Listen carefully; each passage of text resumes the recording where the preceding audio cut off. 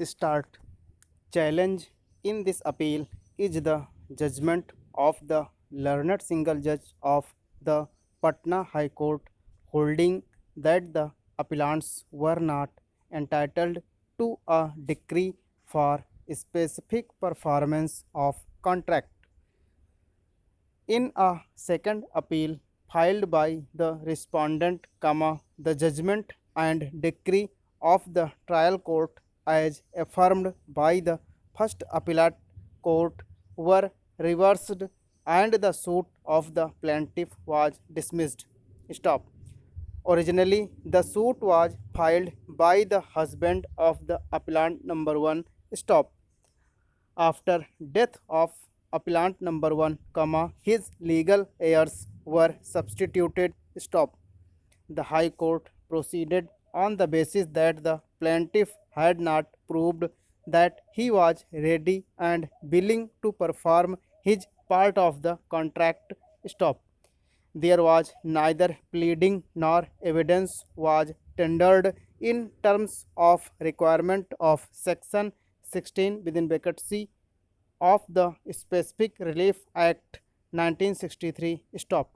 Learned counsel for the appellants highlighted as to how the judgment of the High Court suffers from various infirmities both factually and on principle of law. Stop. None appears for the respondent, though she was represented by a counsel who did not appear on several dates of hearing and also is not present today. Stop.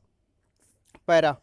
The High Court recorded findings to the effect that there were no specific averments in the pleadings that the plaintiff was ready and willing to perform his part of the contract, and also no evidence was adduced in this regard. Stop.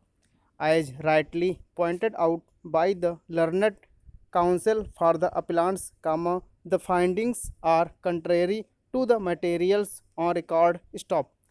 As noted by the first appellate court in various paragraphs of the plaint, more particularly, paragraphs 18 and 22, specific averments regarding readiness and willingness of the plaintiff to perform his part of the contract have been made. Stop. Additionally, the plaintiff who was examined as PW9 has categorically stated that he had gone to tender the money, that is the consideration, to the defendant who was not agreeable to return the sale deeds, and therefore the only course left open to the plaintiff was to file a suit. Stop. Para. On this ground alone, the judgment of the High Court is vulnerable. Stop. Another factor which appears to have weighed with the High Court is that even though 1 month time was granted by the trial court to the plaintiff to deposit a sum of rupees 1500, this was not done. Stop. This again is a finding contrary to the materials on record. Stop.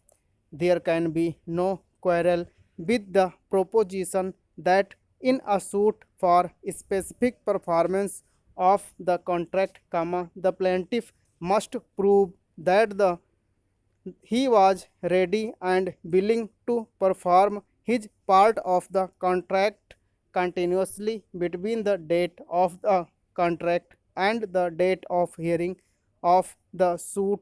Stop. But the finding that the plaintiff has not proved his capacity to perform his part of the contract, as he was not even ready to deposit the money in terms of the trial court's order, is factually wrong. Stop. It appears that no such plea was raised by the defendant before the first appellate court stop.